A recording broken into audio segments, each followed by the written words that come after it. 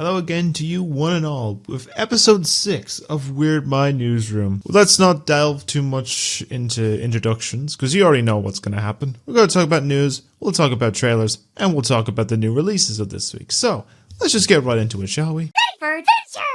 So starting off with our first big release of this week, we have the 5th and final entry in the long-running Indiana Jones series with the Dial of Destiny. Now this film is set 12 years after the events of Kingdom of Crystal Skull and the year of 1969, so the year of the space race. And we see Henry Jones himself, about to head into retirement, is soon visited by his goddaughter, Helena Shaw, who is searching for a powerful dial that could hold the answer to changing the course of history, and will soon be a race against time to obtain the item before it falls into the hands of those dastardly Nazis. Now, first reception for this movie was a bit mixed, according to Cannes Film Festival from the early critic reactions, but over time I've seen that there's been more better received reviews for it, and it has a pretty decent reception, as I remember seeing it. It's about like at least 70%, which is pretty good. Now, I have seen this as well. I'd like to thank Geek Ireland for providing me 2 tickets to the Irish premiere of this, and I will do a proper review on this movie, but what I would say, it is actually a really great ending to the entire series. I would probably give it around a 7.5, 8 out of 10, but I will probably see more with my proper review. It could go up, could go down, it depends. But honestly, it was a really great time. I don't see some of the complaints of critics giving it lowest scores, but you know, that's to each their own opinion, of course. I'm not going to complain on it. But yeah, if you want to check it out, I wouldn't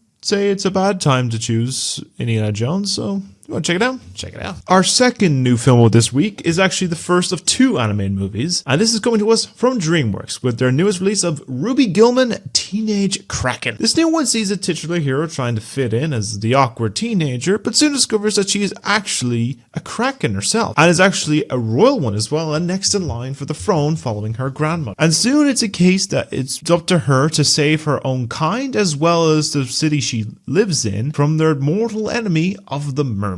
Now, the reception has been a little mixed, and the buzz for this wasn't really the strongest compared to the other 2 previous DreamWorks movies, but I'm sure it's probably inoffensive, and you know, I'm sure it's probably a decent time to watch, and you can check it out in cinemas now. And the last of our film releases of this week, we have the second animated piece, and that is the long-awaited adaptation of the graphic novel of Nimona. This new film follows the titular character, who is a shapeshifter creature, and ends up teaming up with a knight that has been framed for a crime that he didn't commit. And while they may be seen as mortal enemies, she's the only one that may help him to clear his name and show that she may have been misunderstood more than anything. Now, the films has been receiving really strong reception ever since it premiered at the Annecy Animation Film Festival. There's been just a little small handful of poor reviews, but it's still really strong. It's like a big 94-95% on Rotten Tomatoes. Around the same Spider-Verse. Honestly, a lot of things have been really strong for it, and I probably will check this out, and you can check it out as well. It's available on Netflix. And the last thing that has been released this week is the first part of the 3rd season to The Witcher, that will see Henry Cavill returning for his last time as Geralt of Riviera and killing monsters and going on a journey with Yennefer, Ciri, and Jaskier. Now, the reception from early critics seemed a little mixed, but from audiences it is looking a little more lower than expected, and it could be from the poor reception of being non-faithful to the books, as what I've been hearing with like at least the first 2 seasons, or maybe because Cavill is being replaced as the main lead with Liam Hemsworth, when most reception for this series has been praising his performance. And in general, all seasons have been praising his performance as Geralt. Now, I'm sure they may try and make it work by the end of this season or just within the following season, but many are divided by it, but we'll have to see what happens. You can check out the first 5 episodes for this season on Netflix now, with the last 2 episodes for this season coming out in a month's time on July 27th. And with that, that's the end of the releases for this week.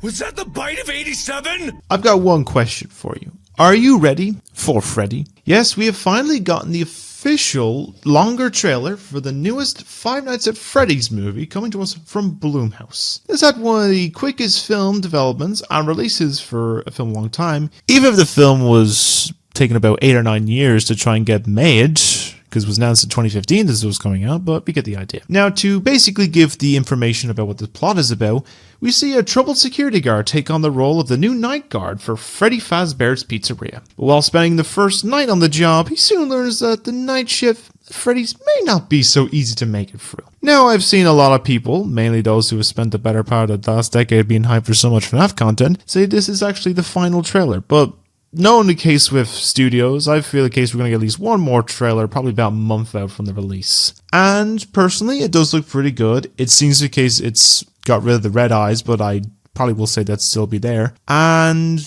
I'm hoping it's going to be a good bit of spooks, because not really a lot of scariness in these trailers, but hopefully we get a good bit of it when the film drops just in time for Halloween on October 27th. Now for our second trailer of this week, we're taking it forward 1,000 years into the future with the all-new season and revival to Futurama. Now this will delve into some new topical things like viruses and vaccines, streaming services, crypto, and other aspects, as well as talk about some old classic things like the ongoing relationship of Fry and Leela, what happened to Amy and Kip's tadpoles, and sort of the dark backstory lore of evil robot Santa from the planet Neptune, and many more. Now, I was skeptical about this trailer when it first came out, with the teaser and the synopsis, but after seeing this new trailer, I've slowly come around to it. Now, I'm not sure if the full season is dropping exactly on the date, but you can start watching the show when it drops on July 24th. And the last trailer for this week, yes, it's a very slow week for trailers, we have the second official trailer for the second part to Denis Villeneuve's Dune. Now this one will see Paul Atreides uniting with Shawnee and the Freeman while he seeks his revenge against the conspirators who have destroyed his family, as what saw in the first part of this film. Now, I remember watching the first one a good while ago and thought it did look visually stunning, and I'm sure I'll give this one a proper rewatch before I do see this one when it drops later this year on November 3rd. And with that, that's the end of the trailers for this week. I'm sure there's probably more, but that's basically all I could see that really interests. Right, let's get into the news then. And our first story is coming to us from the DC Universe. Now we all know that the DCU is getting a revival thanks in part to James Gunn and Peter Safran, and our first section of the universe is with the Gods and Monsters. In that list, we also knew there was going to be a new Superman movie titled Superman Legacy that James Gunn has written and directed. Now, we haven't heard any much about casting announcements until just this week when we are officially gotten our new Superman and Lois Lane. Now, Superman is going to be played by David Corenswet, who you may know for some drama roles in series that I can't name off the top of my head, or you may know him from last year's horror thriller of Pearl. As for Lois Lane, she is going to be played by Rachel Brosnahan, who played the main lead in the popular series of The Marvelous Miss Maisel. Now, I, for one, and many people on social media I've seen, have agreed that this is actually pretty good casting choices. And I think they will do a great job, and I'm sure David will get into the absolute physique that Henry Cavill did when he first started out as Man of Steel. I mean,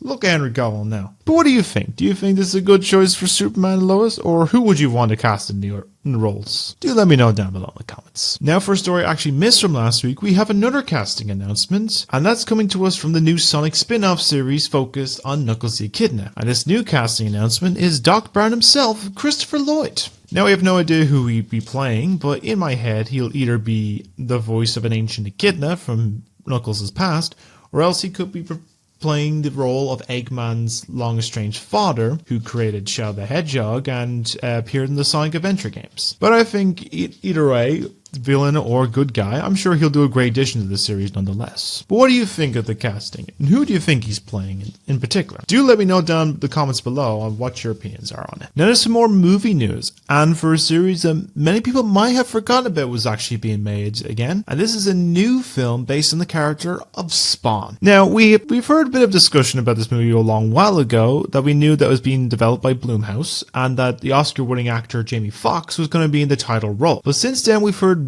really nothing about this film until just earlier this week, when Jason Blum, hot off of talking about the new Five Nights at Freddy's movie, also came into discussion that Spawn was actually in active development, and they were hoping to have this film made, edited, post-production, and released within 2 years' time in 2025. Now, I feel part of this could end up being further delayed, depending if they have a script and stuff with the ongoing writer's strike and possible actor strike that could be happening, that with the first one going into its second month. But I'm sure if they have a script, they have everything together, they have a production crew and everything good, we could see this happening in 2025 or most latest 2026. What do you think? Do you feel this will come out in 2 years' time, or do you even remember there was a Spawn movie coming out at all? Do let me know what you think down in the comments below. Now, from one mature superhero property to another, we are heading over to the Amazon Prime streaming service, and we're talking about their popular series of The Boys. Now, the production and filming of the 4th season of the show has already been completed, and they're now in post-production, but it's been hit with some news that could be detrimental for the streamer and to many of the fans as well, as it's been confirmed earlier this week that the 4th season of The Boys has been delayed indefinitely. Now, the reason for this delay is due to the ongoing writer's strike. You see, while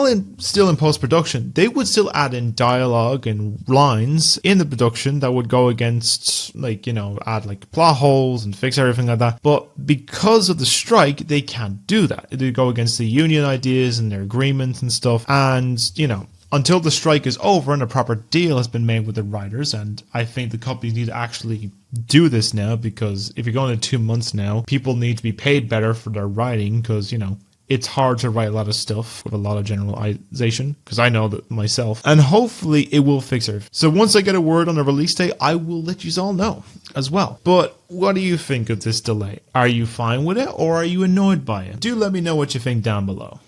And with that, that's the end of the news for this week. Wow! And with that now, that brings us to the end of episode 6 of Weird Mind Newsroom. Now, I hope you enjoyed me rambling for, looks like shorter this week, but, it's not much news in terms of things anyway. Now, what to expect for next month's content? Well, I'm hoping at least have the review for Indiana Jones out in the next little bit. I have the filming done for both Guardians and Spider-Verse reviews, so I will have them up probably next. I'm going to at least try and get hopefully one of the video essays done, or maybe a top 10 countdown or something like that. I'll see about that. And in terms wise of other reviews, I'll probably start working on over time. You're going to do Elemental. I'll hopefully get to Transformers, as well as Mission Impossible, Oppenheimer, and Barbie. So we'll see what that case is. And some games maybe as well, but I'll see what the situation.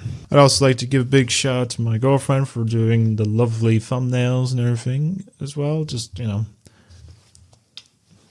But anyways, I'm going to leave it at that for the time being. And I hope you all enjoyed my video. If you did, leave a like. Let me know in the comments down below of all your thoughts for all these different releases, trailers, and all other stuff. I'd love to hear what you think, and let's start a discussion. And if you enjoyed it and you think of other people that might like it, share it around. I'd love to see the publicity, as well as, even subscribe. I try and upload at least once a week, and some other videos as well. You might get a few random extra, double or triple uploads a week, but we'll see what happens.